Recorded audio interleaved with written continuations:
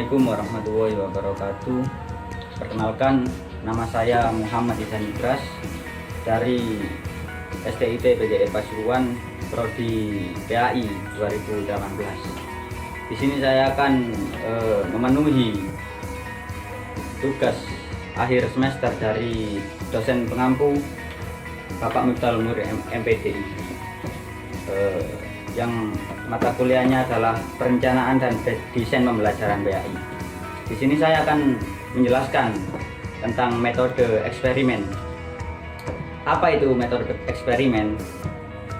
Metode eksperimen adalah kegiatan terinci yang direncanakan untuk menghasilkan data untuk menjawab suatu masalah atau menguji suatu hipotesis.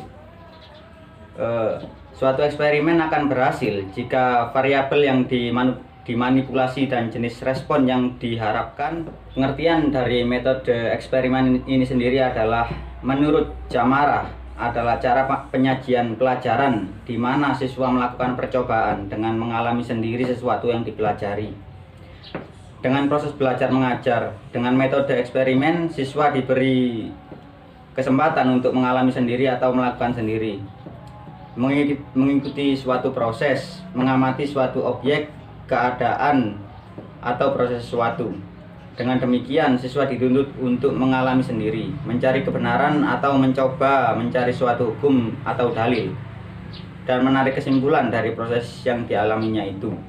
Kemudian, eksperimen atau percobaan adalah suatu tuntutan dari perkembangan ilmu pengetahuan dan teknologi agar menghasilkan suatu produk yang dapat dinikmati masyarakat secara aman dalam pembelajaran. Bahas tentang teknik pengecoran logam. Teknik pengecoran logam adalah suatu proses manufaktur yang menggunakan logam cair dan dicetak untuk dijadikan. Dalam pencetakan yang ada di pengecoran logam ini adalah logam cair akan dituangkan atau diletakkan ke dalam cetakan yang telah dibentuk,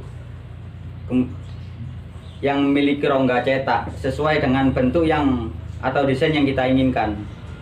Setelah logam cair ini memenuhi rongga cetak dan tersolidifikasi, selanjutnya cetakan akan disingkirkan dan hasil cor dapat digunakan untuk proses sekunder. Kemudian ada cara-cara untuk pembentukan benda yang kita inginkan. Salah satu cara mesinnya adalah mesin bubut, mesin freeze, atau perkakas tangan yang lain. Untuk menghasilkan hasil coran yang berkualitas, maka diperlukan pola yang berkualitas juga, baik dari segi konstruksi, dimensi, material pola, dan kelengkapan lainnya.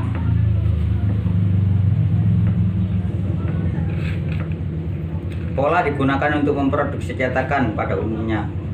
Dalam proses pembuatan cetakan, pasir cetak diletakkan di sekitar pola yang dibatasi rangka cetak, kemudian pasir dipadatkan dengan cara ditumbuk sampai kepadatannya itu padat, merata begitu.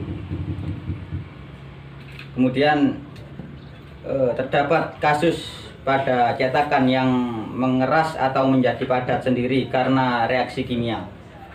Dan perekat pasir tersebut pada umumnya cetakan dibagi menjadi dua bagian, yaitu bagian atas dan bagian bawah.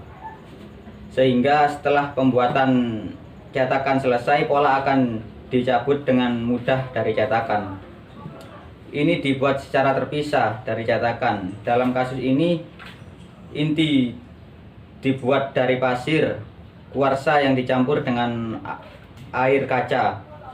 Dari campuran pasir tersebut, ada juga macam-macam proses pengecoran, yakni tradisional casting atau teknik tradisional dan contemporary casting atau non tradisional modern. Yang tradisional adalah menggunakan sand mold casting, yang kedua ada dry sand casting, yang ketiga ada cell mold casting, keempat full mold casting, kelima semen mold casting, dan yang terakhir vacuum mold casting. Ini adalah teknik pengecoran tradisional. Kemudian yang modern ada high pressure, yang kedua ada permanent mold casting, ketiga ada contrigural casting, keempat plaster mold casting, kelima investment casting, dan yang terakhir solid keramik casting. Metode eksperimen ini sangat cocok untuk teknik pengecoran logam karena dalam pembelajarannya teknik pengecoran logam ini sering praktek daripada teori, karena juga apabila siswa hanya diberikan teori tanpa praktek dalam pengecoran logam, maka mereka tidak akan kompeten dalam bidangnya. Mungkin itu yang bisa saya sampaikan mengenai teknik pengecoran logam yang menggunakan metode pembelajaran eksperimen. Apabila ada salah kata atau kurang dari saya, mohon maaf yang sebesar-besarnya. Wassalamualaikum warahmatullahi wabarakatuh.